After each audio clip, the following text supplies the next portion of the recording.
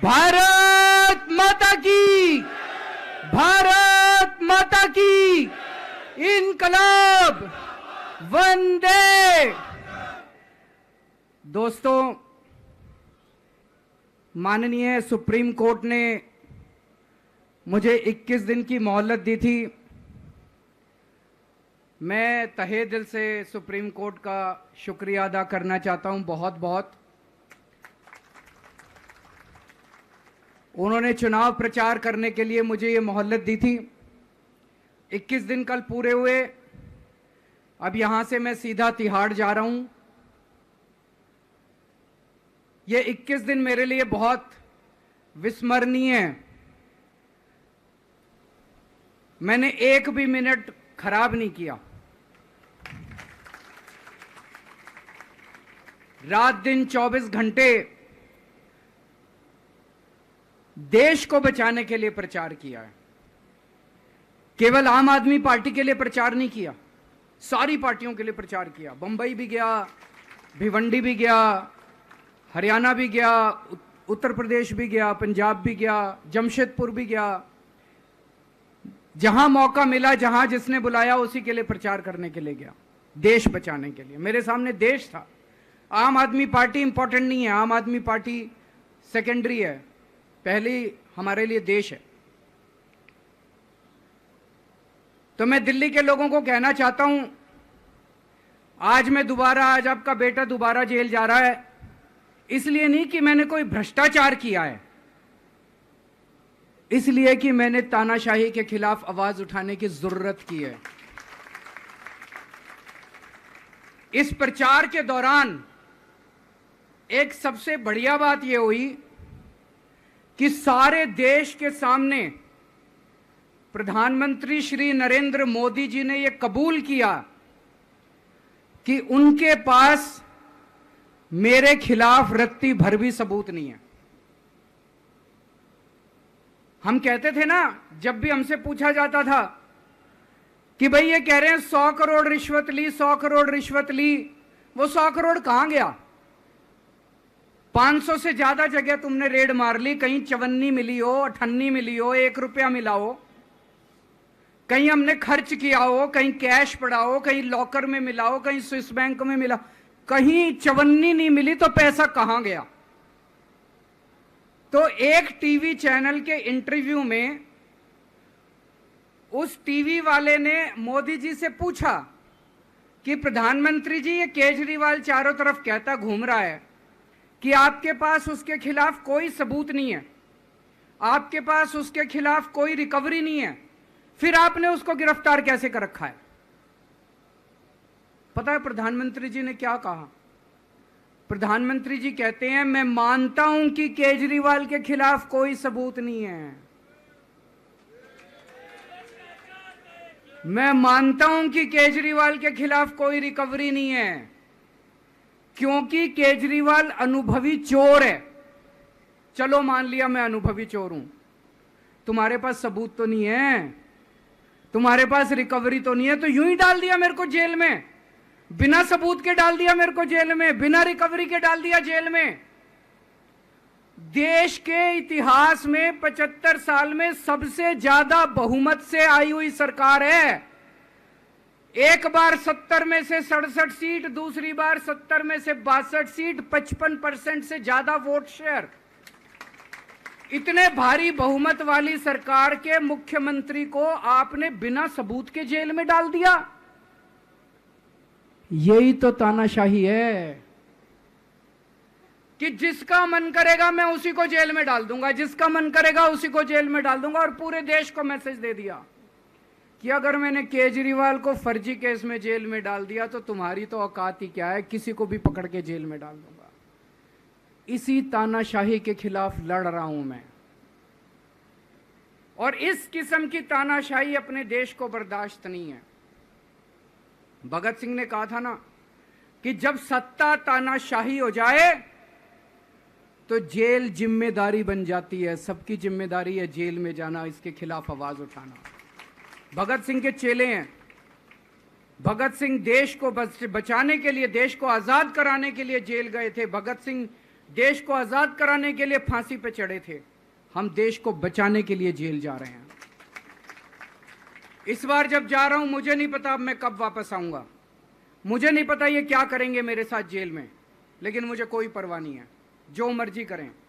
अगर भगत सिंह फांसी पे चढ़ गए, मैं भी फांसी पे चढ़ने के लिए तैयार हूं।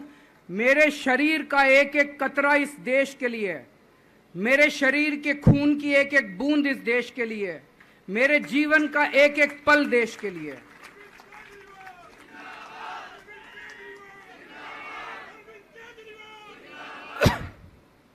अभी मैं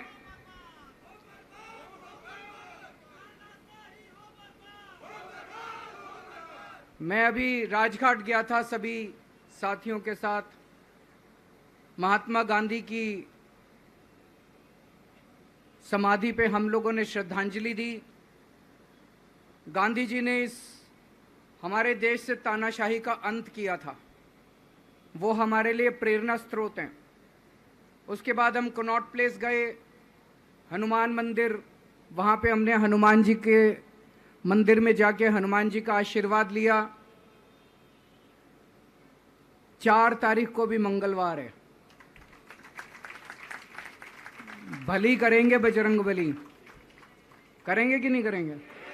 बोल बजरंग बली की। इनका नाश करेंगे, तानाशाहों का नाश करेंगे। अपने को किसी व्यक्ति विशेष से अपनी कोई दुश्मनी नहीं है, अपनी दुश्मनी तानाशाही से है, तानाशाही बर्दाश्त नहीं है अपने को। तो 4 तारीख को भी मंगलवार है और बजरंग बली का मेरे ऊपर, पार्टी के ऊपर बहुत आशीर्वाद है, देश के ऊपर बहुत आशीर्वाद है। मैं प्रार्थना करने गया था बजरंग बली को कि हे बजरंग बली, मेरे देश को बचा लो। अभी कल एग्जिट पोल आए हैं, मेरे से लिखवा लो, सारे एग्जिट पोल फर्जी हैं, बिल्कुल फर्जी हैं। एक एग्जिट पोल वाले ने राजस्थान में टोटल 25 सीट है, उसमें 25 में से 33 दे दिए उन्होंने बीजेपी को। ऊपर से आया होगा भाई बीजेपी को ज्यादा देने हैं, तो उसने कहा मोदी जी क्या याद रखोगे आप भी, आपको 25 में से 33 दे दिए। तो पूरा का पूरा फर्जी है, पूरा एग्जिट पोल फर्जी है। लेकिन असली मुद्दा ये है, इनको गिनती से 3 दिन पहले फर्जी एग्जिट पोल कराने की क्या जरूरत थी, ये समझने वाली बात है। मेरे को भी समझ नहीं आया, कई सारे लोगों की कई सारी बातें चल रही हैं। एक ये चल रहा है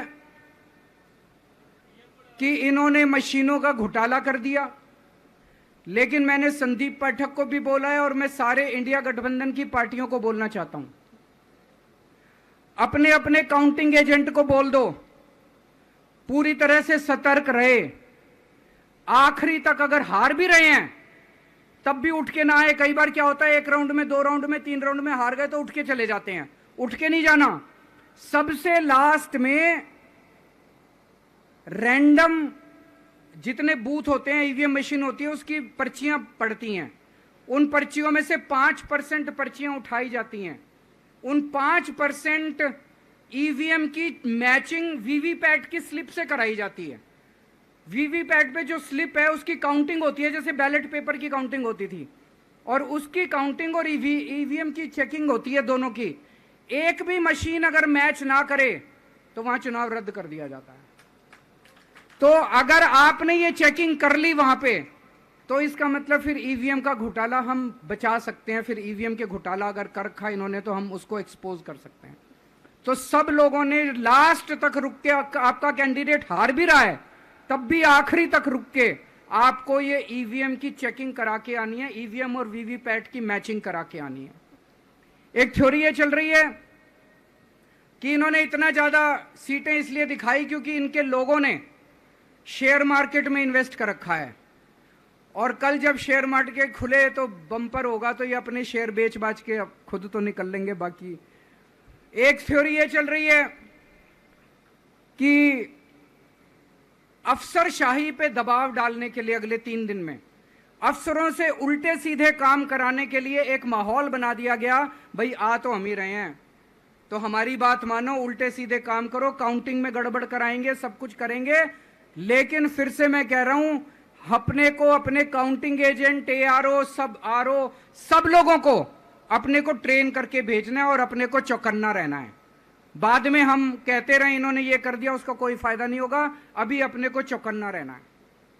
एक थ्योरी ये चल रही है कि अगर इन्होंने कल ही कम सीट दिखा दी होती एग्जिट पोल वालों ने, तो हो सकता है कि इन दोनों के खिलाफ आरएसएस में और बीजेपी में कल ही बगावत शुरू हो जाती। 4 तारीख तक इंतजार ही नहीं होता, हो सकता है। तो कई सारी थ्योरी चल रही हैं, लेकिन अपने को सतर्क रहना है, चौकन्ना रहना है। मेरा अपना मानना है कि 4 तारीख को इनकी सरकार नहीं बन रही है। ये एग्जिट पोल से घबराने की जरूरत ही नहीं है, माइंड गेम है इनका, माइंड गेम खेल रहे हैं।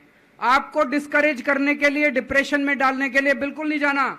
आप उससे जाओ कि आप जीत रहे हो, आप अपने उस कॉन्फिडेंस से जाओ कि आप जीत रहे हो, और आखिरी तक आपको बैठे रहना है, किसी भी हालत में बैठे रहना है आपको। हमें हर एक को लड़ना पड़ेगा। ये चुनाव किसी पार्टी का या किसी नेता विशेष का नहीं है। ये चुनाव इस देश को बचाने के लिए है, इस देश में जनतंत्र को बचाने के लिए है। जिसके लिए भगत सिंह, गांधी जी सब लोग लड़े थे, वही माहौल आज है। जिस तरह से हमने अंग्रेजों को हटाया था, आज इस सत्ता को अपने को हटाना है। तो मैं सभी, आप सब लोगों का, सभी साथियों का बहुत बहुत शुक्रिया अदा करना चाहता हूं। बहुत साथ मिला आप लोगों का इन 21 दिनों में।